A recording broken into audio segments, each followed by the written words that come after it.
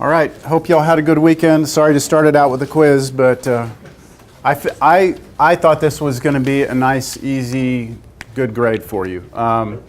So the derivative of the first one, the 3 is a constant, so it's going to come for the ride. The derivative of natural log of something is 1 over that something, and let me put the 3 out there. X squared plus x plus 1 times derivative of what's in here, which is 2x plus 1 in parentheses, has to be in parentheses. And then you could move this up here. You could also distribute the 3 through and put 6x plus 3 over x squared plus x plus 1. Okay, that good?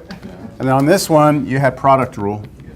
So you have to get derivative of this one, which is 1 times e to the sine x plus derivative of this times cosine x times x. That's it. You could factor and, yeah, you could do different things, but that's the derivative. All right.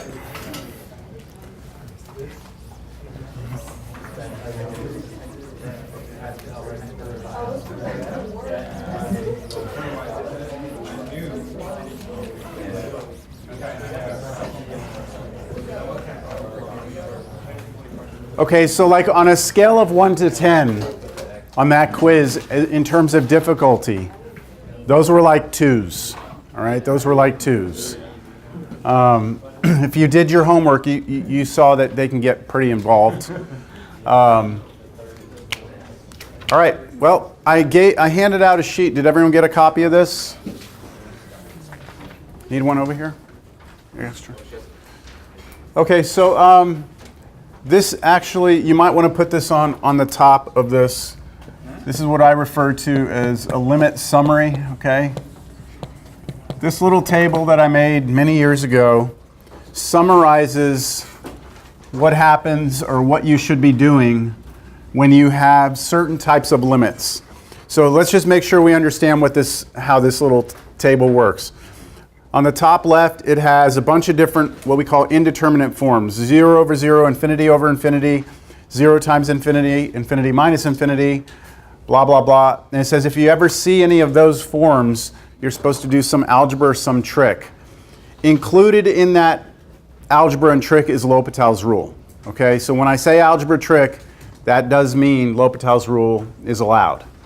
And then, if you see the top right corner says 0 over fixed, there is nothing you have to do when you see this. That's just 0. Now, keep in mind, this entire little table is based upon limits, okay? I am not saying at all to you that if you ever see 0 divided by 0, that you have to do some algebra or trick. I'm saying if you take a limit of something and you're getting 0 over 0, then you can use some algebra or some trick. Everything here is based upon the idea of limits. The reason I bring this up is because I had a student many years ago who went on and they went off to some 4-year university and they called me like 2 years after they took me and they started complaining that I had told them that I don't even know what it was, but it was something to the effect of one of those forms. It was like, no, it wasn't infinity to the 0. I forget what it was.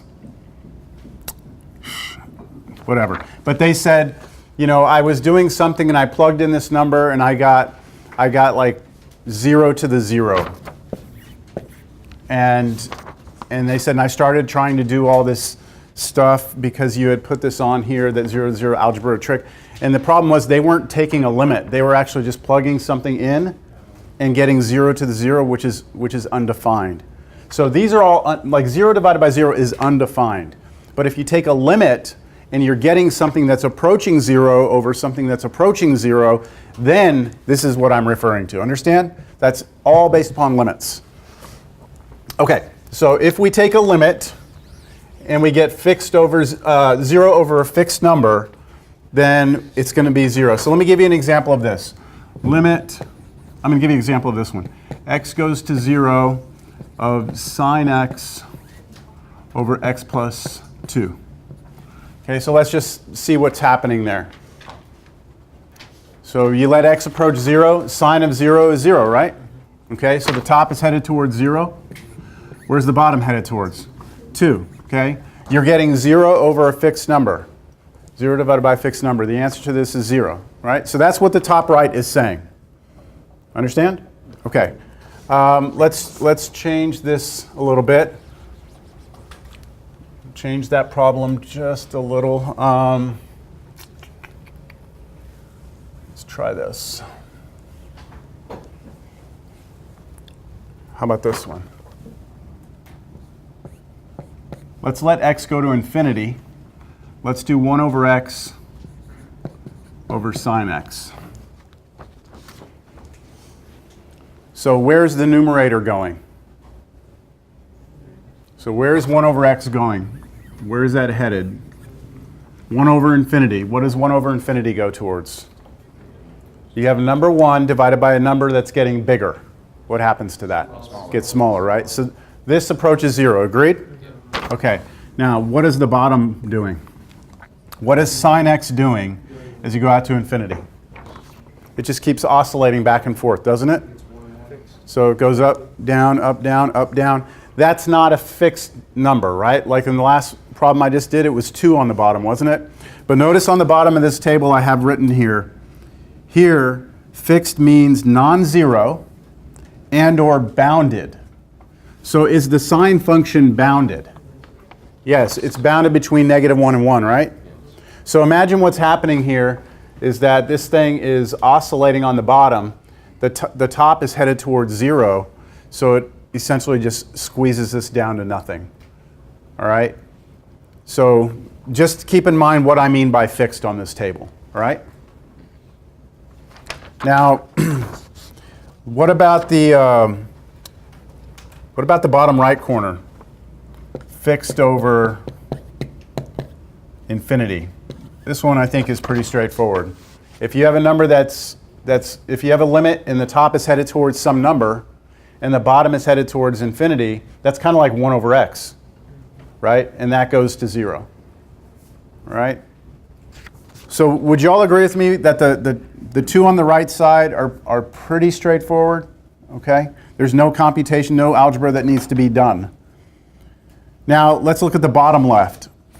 The bottom left, I'm going to put check next to that. The bottom left says, what if you have fixed over 0? And we did this a long time ago, and we said anytime you see fixed over 0, there were 3 possible outcomes. It was either infinity, negative infinity, or does not exist. Do you all remember that? And what we had to do was, I drew like a little number line, then we approached from a certain side, and then we kind of like plugged in and we tried to see what was happening. Okay, so we've dealt with this already also. So I'm going to put a check next to that because we've dealt with it. Now, on the table, I give you all these different scenarios.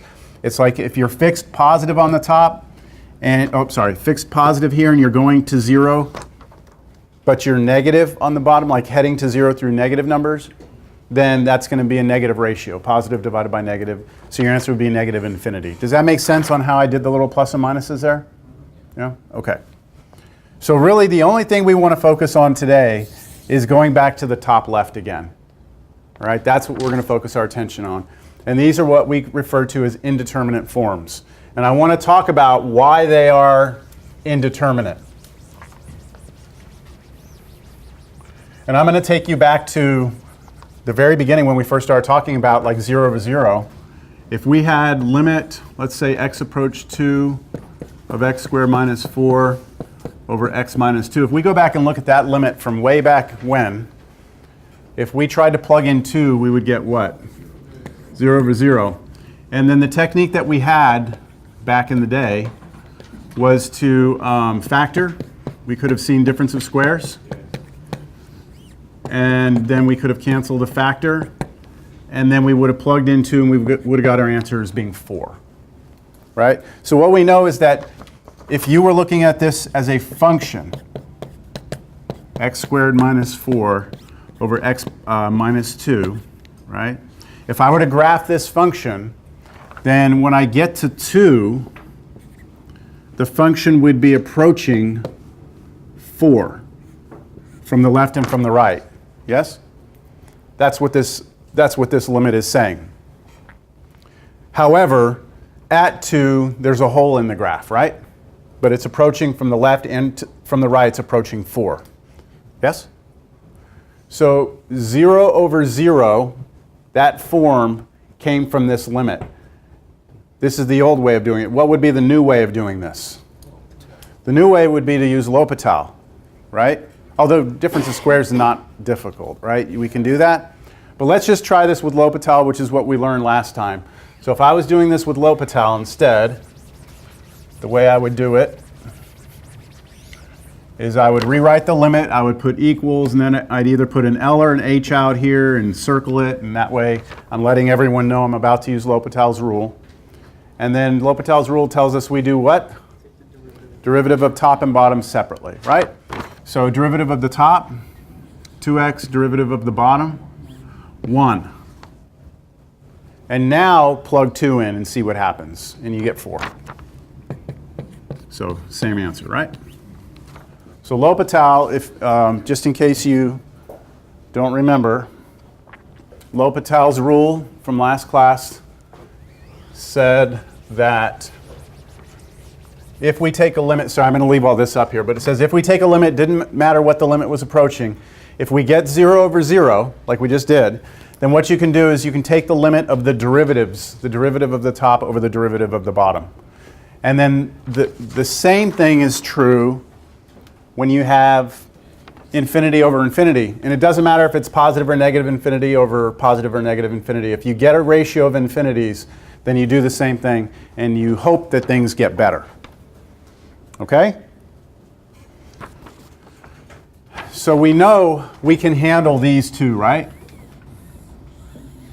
We can handle those two with L'Hopital, hopefully.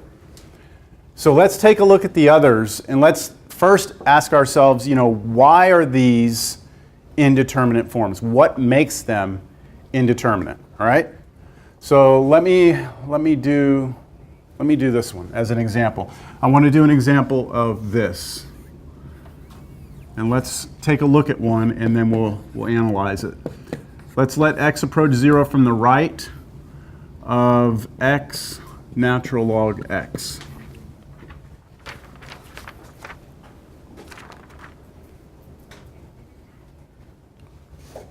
So let's first decide what the form is, okay? What is the form of this limit?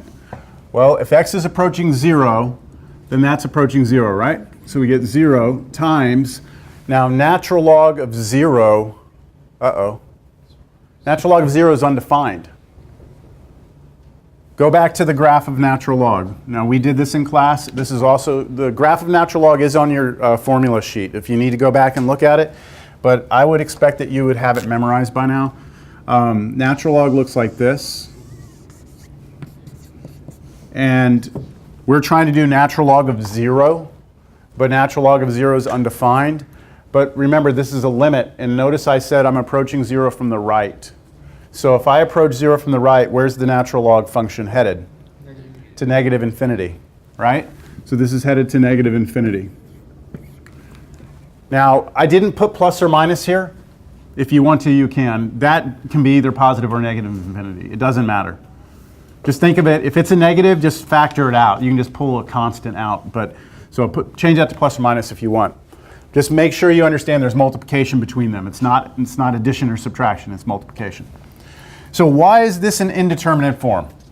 We have a number that's getting really small, right? It's not 0. It's approaching 0. This number is getting really small, and I'm multiplying that times a number that's getting really, really big, right? So who wins? Do you see that there's a problem there? So again, I don't know if I can stress this enough. If I tell you 0 times a number is equal to what? What are you going to say? 0, right? But this is not saying 0 times a number. This is saying an infinitesimally small number that's approaching 0 times an infinitesimally, or not infinitesimally, that's the wrong word, a very large number, right? An infinitely large negative number, right? That's what I'm saying here. And it's kind of like this balance, right? How small is that compared to how big is that? Someone's going to maybe win. So that's what makes this indeterminate. Understand? We don't know. And I'm not going to give you the answer yet. We're not going to work through it. I just want you to be able to recognize the fact that this is kind of like when we had 0 over 0 in the beginning. We don't know what that is, right? We don't know. So let's leave this as an open question. How about this next one? Infinity minus infinity. Let's take a look at an example of that. I will do all these problems in just a moment. Limit x approaches, let's go to infinity. And let's do root x minus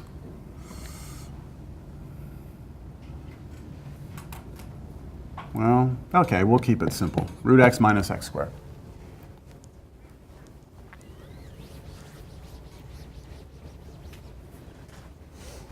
So again, if you look at the form of this one is headed towards infinity, right? Square root of infinity is still infinity, so this is like an infinitely large number minus infinity squared. And infinity minus infinity is not 0. It is not 0. Because you don't know, when you say infinity, you don't know how big this number is compared to how big this number is. Well, you kind of do because of this, right? This number looks like it's going to be a lot bigger.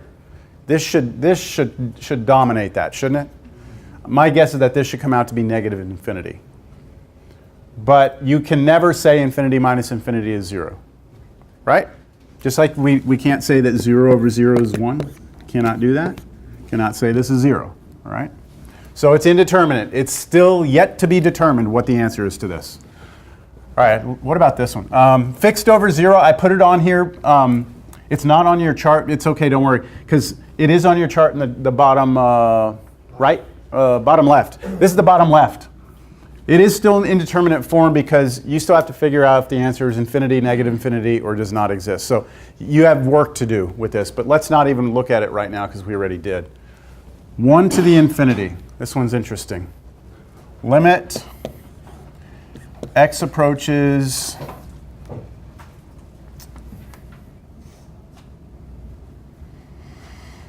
let's go infinity.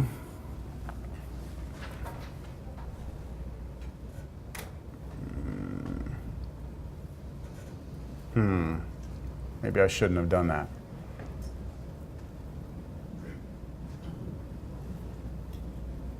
I'm trying to make something go to 1 with infinity. Let's make this easier. Let's change this to 0. Be much easier to do it this way. Cosine of x to the 1 over x squared. Look at that.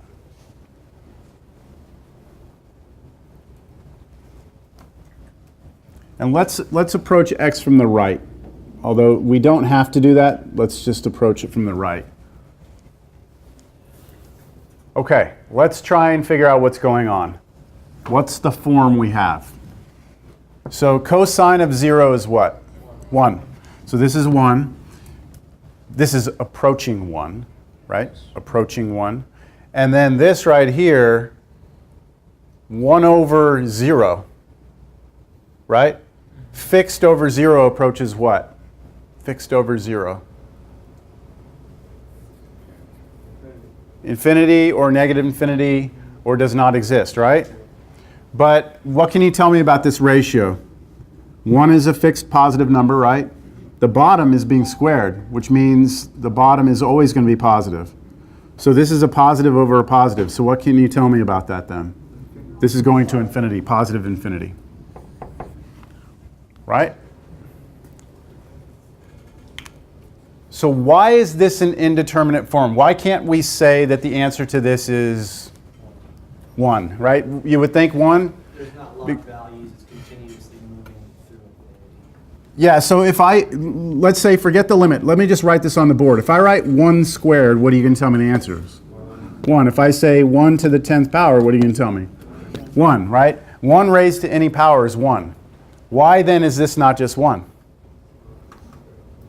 Because this right here is not 1. This is approaching 1, right? That's what we're saying here. As x approaches 0, cosine approaches 1, and then being raised to an infinite power, which means we're raising it to bigger and bigger powers. So what would be an example of a number that's really close to 1? 0.9? Okay, so let me take a quick look at the cosine function. Doesn't cosine look like this? And then the other way it goes like that? So here's 0. As I'm approaching 0 from the right, I'm approaching like this. I'm approaching 1, right? So those numbers are going to be a little bit smaller than 1. And so these numbers really, like here, like maybe 0.9, 0.999, something like that. What happens if you take 0.9 and you raise it to a big number, like to the 10th power? Well, if you get on your calculator and do it, that number's actually going to start to get smaller. When you take decimals that are, or numbers that are smaller than 1, and you start squaring them or cubing them, they get smaller. Are y'all clear with that? That's something that most people think when you square or cube numbers, they get bigger, but there are certain numbers that don't. If I take 1/2 and square it, it's 1/4, right? If I take 1/2 and cube it, it's 1/8. What's happening to the number 1/2 when I square it? It's getting smaller. 1/2 cubing it gets smaller. So if I take 0.9 and raise it to the 10th, it's actually going to start getting smaller. So there's a lot going on here with 1 to the infinity that we still have to resolve. Do y'all understand we have to still figure something out here? Okay. All I'm trying to demonstrate right now are examples of these indeterminate forms, and then we will go and I'll show you how we do them and how we figure out, what the answer is. Okay, how about 0 to the 0? That one will be easy for me to come up with an example. How about x to the x? We'll just leave this limit right here, x to the x. So the form we're getting here is that the base wants to become what? 0, and the exponent wants to become 0. Now, why is this a problem? Like, why is this a head scratcher for us? Like, why is the answer not just 0? Weren't we taught a long time ago that 0 raised to any power is 0? Yes? But weren't we also taught that any number raised to the 0 is 1? Right? So we kind of have like two contradicting ideas here. 0 raised to any power should be 0, but then anything raised to the 0 should be 1. So since these are not 0, right, they're approaching 0, like what happens? It's an indeterminate form. So we're going to have to do some work. All right?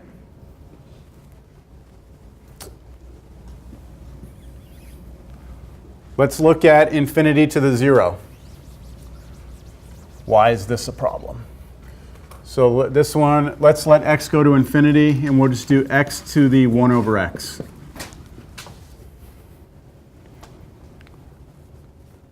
Do you agree that the base is going to infinity? And do you agree that this exponent, 1 over x, is going to 0? So why is this a problem? Why is this an indeterminate form? It's kind of the same idea. Anything raised to the 0 should be what? Anything raised to the 0 should be 1, right? But if you take something and start letting it get big, right, it should get big. Yes? So again, you have these contradicting ideas. The base is trying to get huge, but the exponent's like, hey, I want you to be 1 at the end of the day, And it's just like tug of war, and who wins? And every problem is different. Sometimes you'll have a problem that looks like this, and your answer will be 2, like the number 2, or your answer will be infinity, or your answer will be 1. It just depends. Every problem is different, right? All right, that's good. Those are the indeterminate forms. Now, these are non-indeterminate forms.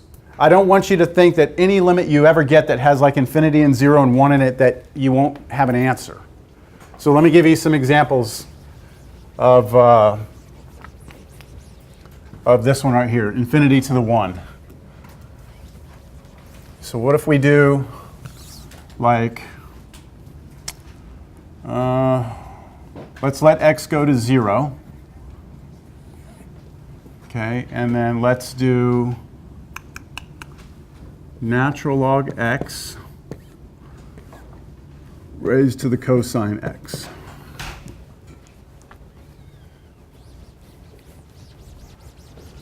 So I'm showing you these because I don't want you to get into this habit of like anytime you see something like this, you're like, well, I'm going to have to do some L'Hopital or something. You have to understand what's happening with the numbers. So what is our base going to? Oh, we need to approach 0 from the right. What is our base headed towards? Yeah, let's look, natural log goes to negative infinity, right? Let's make it negative out here. So that way it'll go to positive infinity. Okay, that goes to infinity. And then what is our exponent going to? Cosine of 0 is 1, so it's heading to 1. So why is this not indeterminate? Why is it a non-indeterminate? This is actually not a technical name. You won't find that in the book. I'm just trying to distinguish the two ideas. These are indeterminate. These are going to require some work. These don't require work. Why does this one not require work? And what is the answer?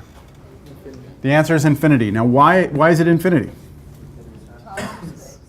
Yeah, so look, the base is like, look, I want to be big, right? I want to be big and positive, right? And then the exponent is trying to be 1, right? And what does the exponent 1 do to things? It just lets it be whatever the hell it wants to be, right? If I do like 4 to the first power, it's 4, right? So it's like this one's like, I want to be big. And this guy's like, well, I'm going to let you be exactly what you want to be. Very understanding, very, compassionate, yes. You be what you want to be. I want to be infinity. Okay. You see, they're not contradicting each other. If this was 0, then they're contradicting each other, right? Okay. Let's look at the next one.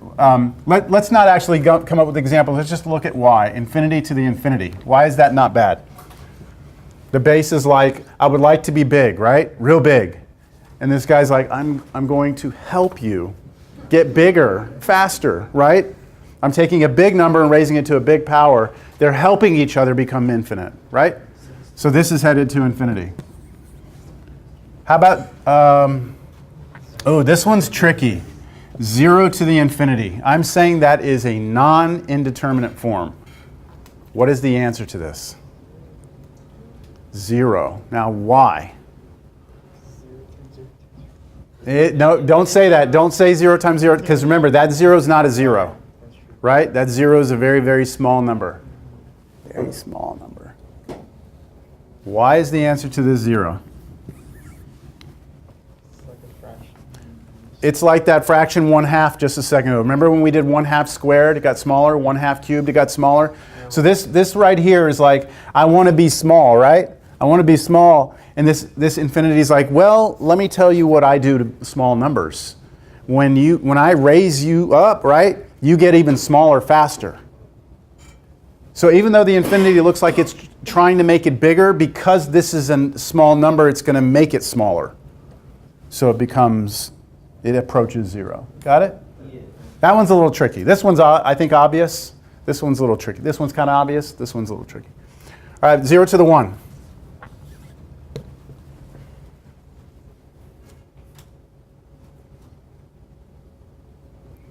I want to be 0, right? And 1 is that very understanding, compassionate, I'll let you be what you want to be, right? I want to be 0. I'm going to let you be what you want to be. So 0. What about the last one there? 1 to the 0? I want to be 1, right? Exponent's like, hey, guess what I do to things, right? When you raise things to 0, it wants to be 1, right? So these actually help each other become 1. So do you kind of get an idea of the difference between the indeterminate and what could be non-indeterminate forms? All right, sure? All right, let's go attack these now and see how we're going to use L'Hopital's rule to assist us. And where should we start? Let's go to the 0 times infinity.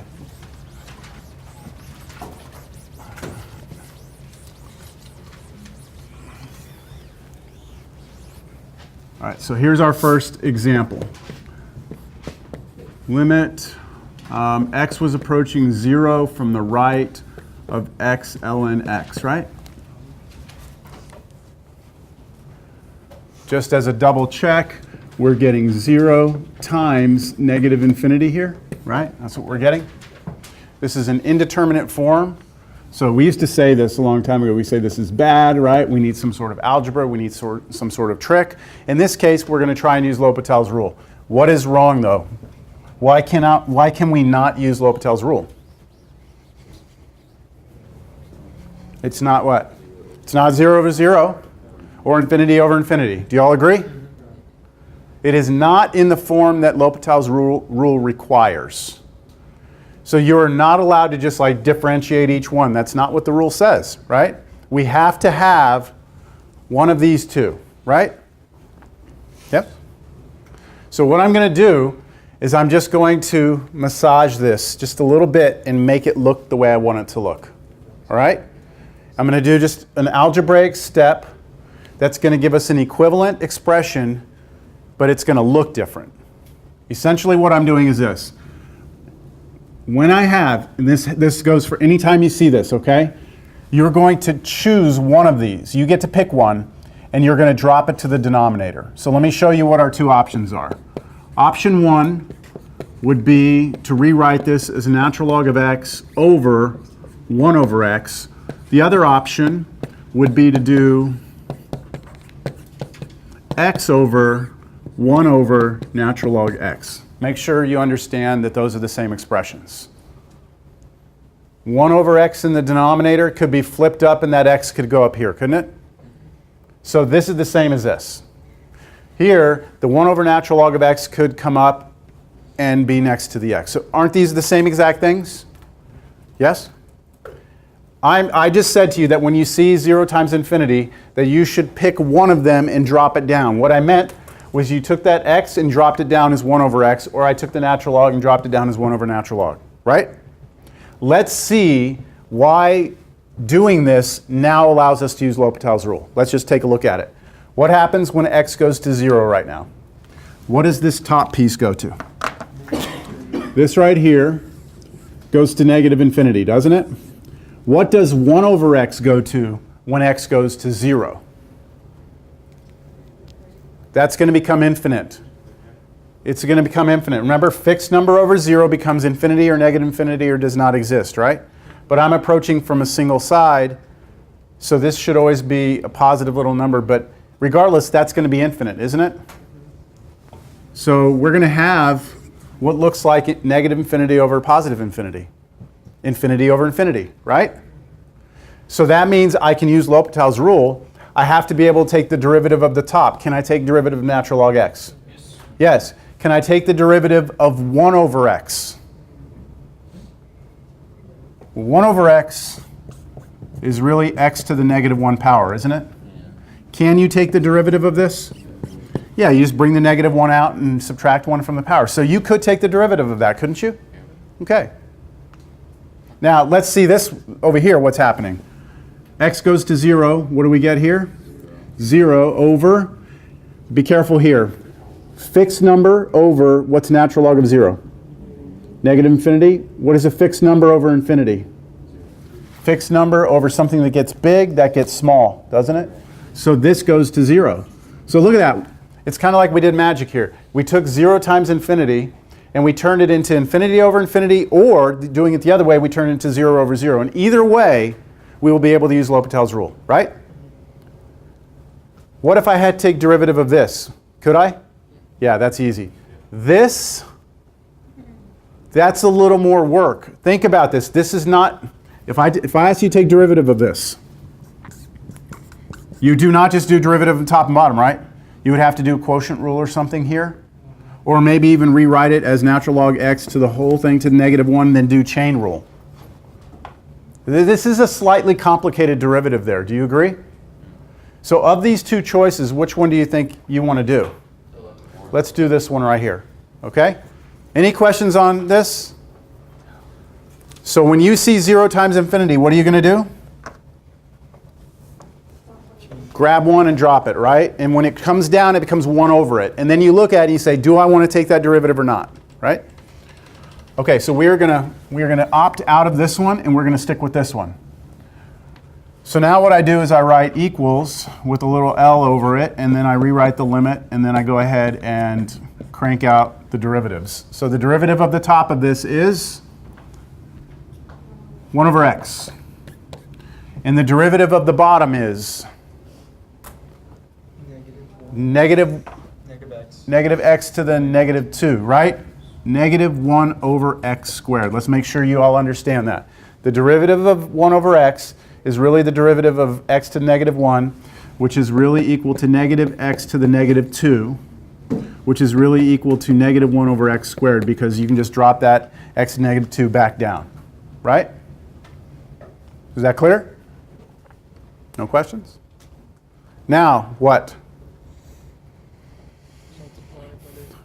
Well, this is a fraction over a fraction. Can't I just flip that up?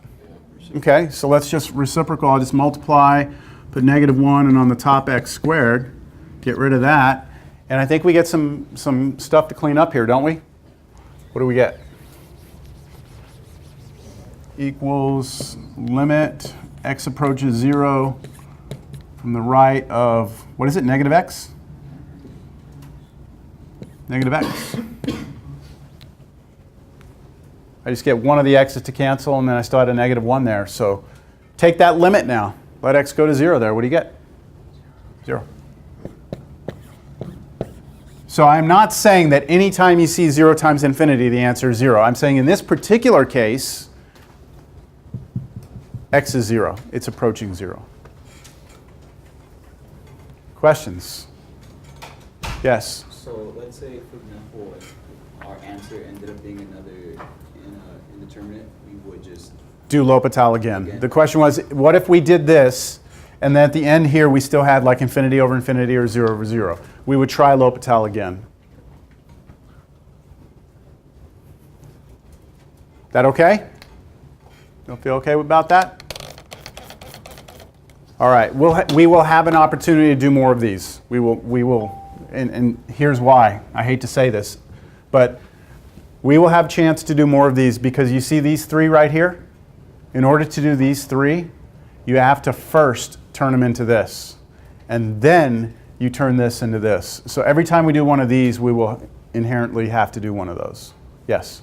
Can we still use algebra or some trick to solve these instead of L'Hopital? The question is, can we do some algebra or trick to figure these out? Maybe, but nothing, no nice algebra. I mean, no basic algebra. I would say no. So we're at the point where we have to use L'Hopital? Yeah, L'Hopital is a big tool to use. Yeah, we want to have that in our toolbox for sure.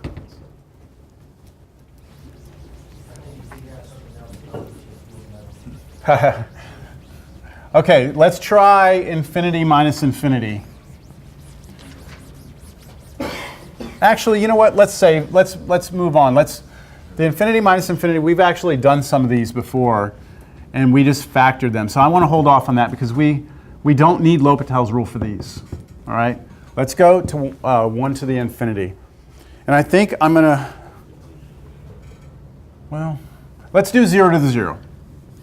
That'll be a nice first example. X goes to 0 from the right of x to the x. So we talked about this earlier. This was 0 to the 0.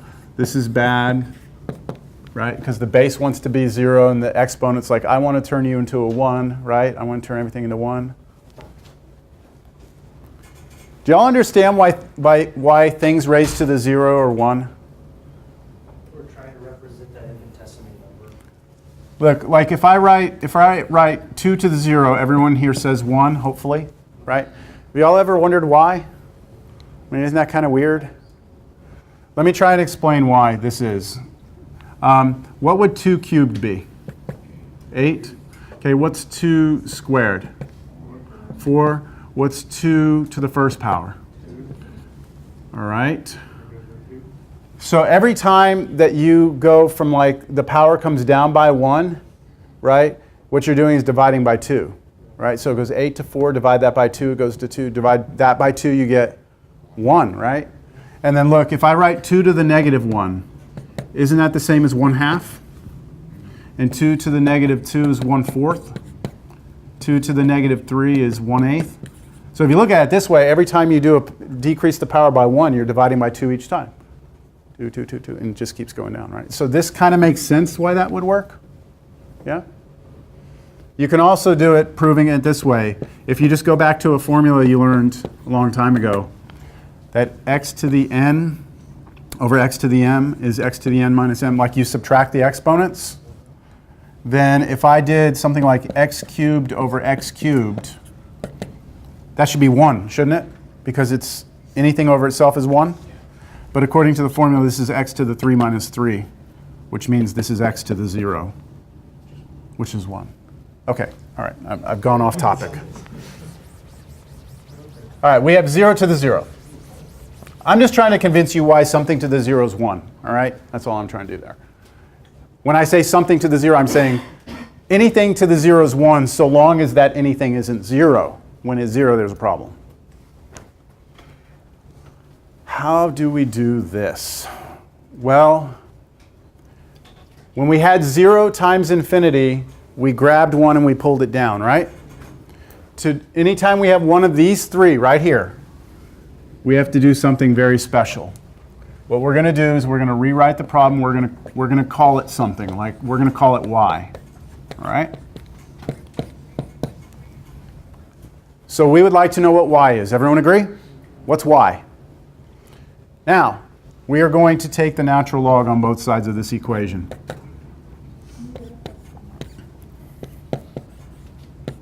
And you're about to see why we're going to do that in just a moment. But we've done that before, haven't we? When we did implicit differentiation last class before, last class, we did this thing where we took natural log on both sides, didn't we? And then we differentiated. That's not what we're doing here. I just make sure everyone's okay with the idea that you can do this. You can take natural log on both sides of an equation. Now, there is a property of limits, which I'm not going to prove to you. You're just going to have to take it on faith, that if you do the natural log of a limit, that you're allowed to pass the natural log through the limit and put the natural log on the inside of the limit. In other words, this turns into this. And you have to just believe me on that, okay?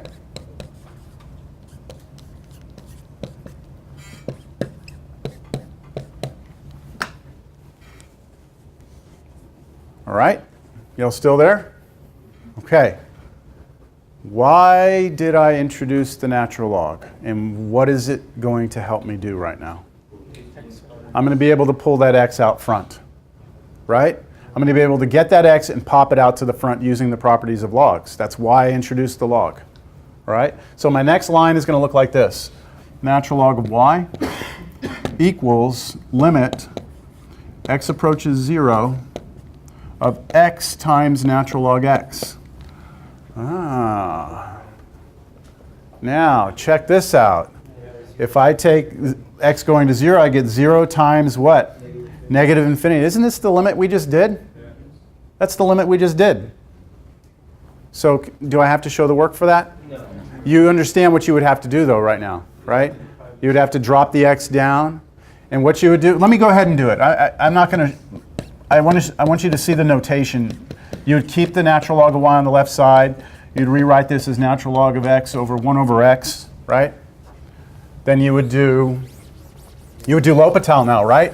So how would you do that notation-wise? You would write natural log of y equals L'Hopital, limit x approaches 0 of 1 over x over negative 1 over x squared. See how that works? It's almost like you're bringing left and right hand sides of the equation the whole way down like this. And we said the right side was what? Negative x. So this would be natural log of y equals limit x goes to 0 from the right of negative x. And so you get natural log of y equals 0, right? That's not our answer. We wanted to know what y was, right? Natural log of y is 0. So we go now, next step, we do e. Now, we apply the exponential. Why do we do the exponential? Because the exponential is the inverse of the natural log, so it'll undo the log. So e to the natural log of y will bring us back to y. And what's e to the 0? 1. So this limit that was 0 to the 0 is 1. So it looks like the exponent 1, didn't it? Like the base was trying to be 0, but the exponent was trying to make it 1, and it looks like the exponent won the battle. Okay? Questions?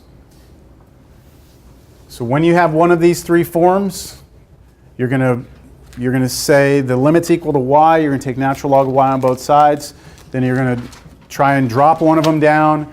Then you're going to differentiate L'Hopital's rule. And then at the very end, you have to do this E step. Okay? Questions? All right. I think you're ready. I think you're ready to see this then.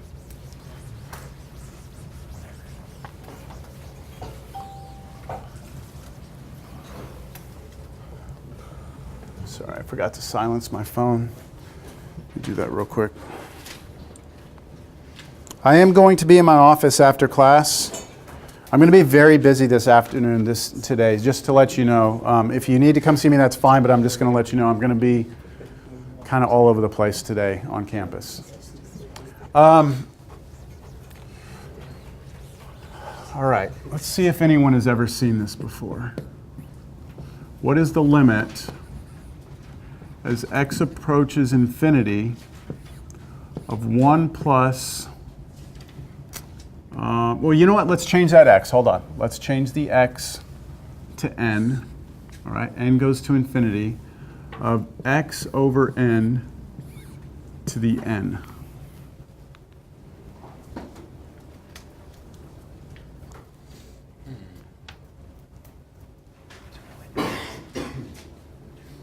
Now that doesn't look like a very, I don't know, compound interest. Does that look like something? Yeah, that may look a little bit like a formula you saw in college algebra that looks something like that. That was interest. It was a simple interest formula. It is connected to this, very much so. All right? Very much so connected to this. In fact, you may remember this. I understand if you don't, it's okay, but you may remember that there were two formulas for simple interest. This is if you compounded your interest n times per year, and this is if you compounded it continuously. Continuous compounding, and then n times per year. How many of you remember seeing those formulas? Okay. If you don't, it's okay. But what's interesting about this is that the n here is very much like the n here. Do y'all see that? It's like it appears down here, but then it also appears here. And in college algebra, you should have been told that if we let the number of compoundings go to infinity, that the formula becomes this. Now, they are connected. Let's just go back up to this. Forget that other one, the interest stuff for a second. Let's see what this is. Let's see. What happens as n goes to infinity? What happens if, let's assume that x is just a fixed number, okay? X is just a fixed number. If I have a fixed number divided by something that's getting huge, what does this ratio become? 0. This is going to 0. 1 plus 0 is getting close to what? 1. So do you agree that the base is approaching 1? Approaching, all right? And then what's our exponent approaching? Infinity. And this is an indeterminate form. Because the base is approaching 1, that means it's not 1. And so the power is going to do something to it, right? If this number is a little bit smaller than 1, then a big power is going to try and make it smaller. If this number is a little bit bigger than 1, then the power is going to try and make it bigger. Right? So who wins? What happens? Well, this is one of those forms, right? So the first thing I'm supposed to do is say y equals this, right? So y equals this limit.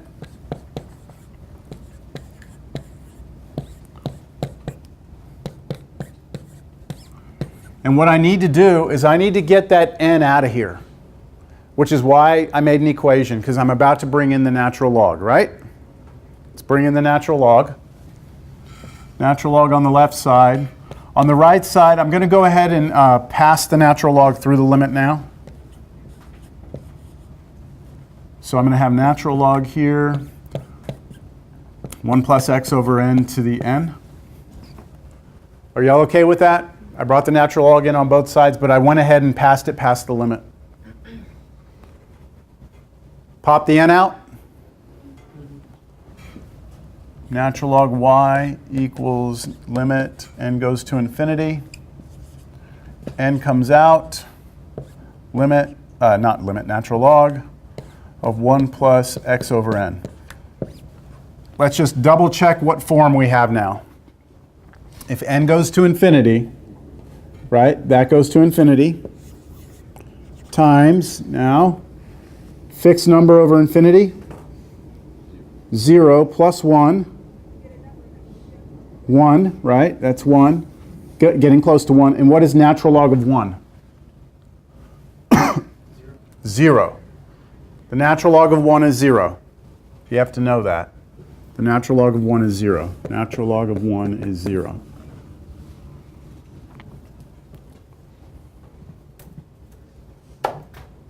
Why is the natural log of 1 0? Nope.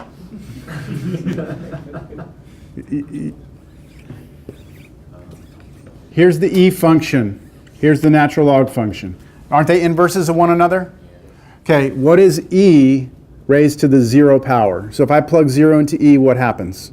It becomes 1. What does the natural log of 1 have to go back to? 0. So natural log of 1 is 0 because e to the 0 is 1. So to make that loop make sense, this has to be true, that natural log of 1 has to be 0. Okay, here's where we are, right? Because of this, I need to grab one and pull it and drop it down. Do you want to drop the n down and make it a 1 over n, or do you want to grab all this crap and drop it down and make it a 1 over all that crap? Probably the n. Let's go for that. All right, so here's where I am. I am at natural log y equals limit as n goes to infinity of natural log of 1 plus x over n, all raised to the 1 over n. And now if we do a quick check, we should have either 0 over 0 or infinity over infinity. What are we going to have? N is going to infinity, right? So what is 1 over n going to? 0, right? The bottom is going to 0. And when we plugged in infinity here, we got 0, then plus 1. That's 1. Natural log of 1 is 0. So we get 0 over 0, right? We have 0 over 0 here? L'Hopital. Let's do it. L'Hopital is going to be a little interesting. Let's see what happens with L'Hopital here.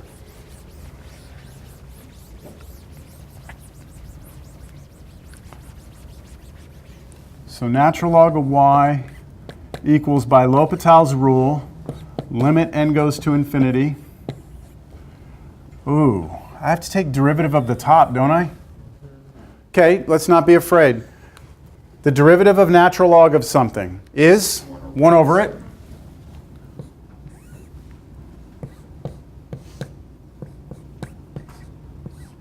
Times the derivative of what's inside. Now be extremely careful here. I intentionally made this problem have an x and an n in it to try and confuse you. What are you taking the derivative with respect to here? N, right? So I want you to treat x as if it were a constant, right? We're doing the derivative of the inside. Derivative of 1 is 0, right? Plus, this right here, just look at this as being x times n to the negative 1, right? That's what that is. When you take derivative of this, the x is like a constant, ignore it. Derivative of n to the negative 1 is negative n to the negative 2, isn't it? Why is it that I saw you in this other video where you were making a negative 2 from the exponent, just like you said? I'm taking the derivative of n to the negative 1. So the negative 1 comes out. Then the power comes down, right? So I have to subtract 1 from this power. So when I subtract 1 from negative 1, I get negative 2. Make sense? Yes. Everyone good with that? And then that becomes negative 1 over n squared. Okay, so what's out here? X times. X times, can I do negative 1 over n squared? Can I do that? Is that all right with you? I could have done negative x over n squared. That's the derivative of the top, isn't it? That looks pretty nasty, doesn't it? But things are about to get good. What's the derivative of the bottom? 1 over n. What's the derivative of that? E to the n to the negative 1. This is n to the negative 1. So what's the derivative of n to the negative 1? Negative 1 over n squared again, right? So this is just negative 1 over n squared down here. Do y'all see what's about to happen? Those cancel. Right? Don't they? That's what happens. So what we're left with is not as intimidating looking, hopefully, to you. We're about to let n go to infinity and see what happens. See, 1 over 1 plus x over n times x. Right? Couldn't you put the x up on top? I could put the x up on top. Yep. All right, let's let n go to infinity, everyone. If n goes to infinity, what happens here? That goes to 0. 1 plus 0, this is approaching 1. 1 over 1, 1 times x, x, right?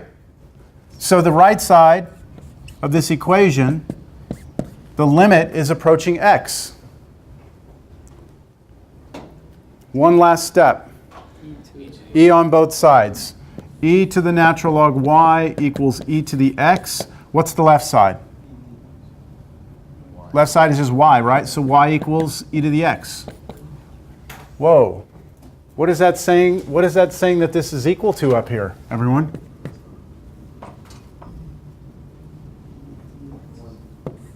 E to the x. That's e to the x. Haven't you wanted, I mean, we defined e to the x a long time ago in college algebra. We said f of x equals e to the x, right, is approximately 2.718 blah, blah, blah, something, right? It keeps going. We just told you that e was a constant, right? But this is actually the more precise definition of e to the x. If someone asks you, what is the function e to the x? It is actually this limit. Now, let's try and wrap our heads around this, because this is a major, like I just showed you the definition of e to the x without you even knowing it until the very end. Let's try and grasp what I just did. According to this, what is e to the first power? You were told a long time ago e is approximately 2.718, right? But according to what we just looked at, it is the limit as n goes to infinity of 1 plus what? What's x for us if I'm plugging in 1 here? 1 over n to the n. That's the definition of e. If you want to know what e is, that's what it is. This is e to any power. Now, if you don't believe that this is true, then I'm going to get my calculator out. I'm going to take a very large number, okay? This n is going to infinity, right? So let me pick a large n. How about 1,000? That's not, I mean, large is relative, right? So let me put 1,000 in here. I'm going to do on my calculator 1 divided by 1,000. Okay? I'm going to add 1 to that. So this right here is 1.001. Okay? And I'm going to raise it to what power? The 1,000. My answer, if I did n as 1,000, is 2.71692392. That's what I get on my calculator. All right? Now I'm going to go with the bigger n. I'm going to go with 100,000. So I'm going to do 1 divided by 100,000. I'm going to add 1 to that. So I get 1.00001, and I'm going to raise it to the 100,000. And I get 2.718268 if n is 100,000. What were you told that e is equal to? E is approximately what? 2.718, something like that? Well, if I let n go to infinity, then that's what e is. But you can't let n go to infinity, right? So the question becomes, how many decimals do you want to be accurate. I know that the first number is good. 2 is good, 7's good, 1's good. If I keep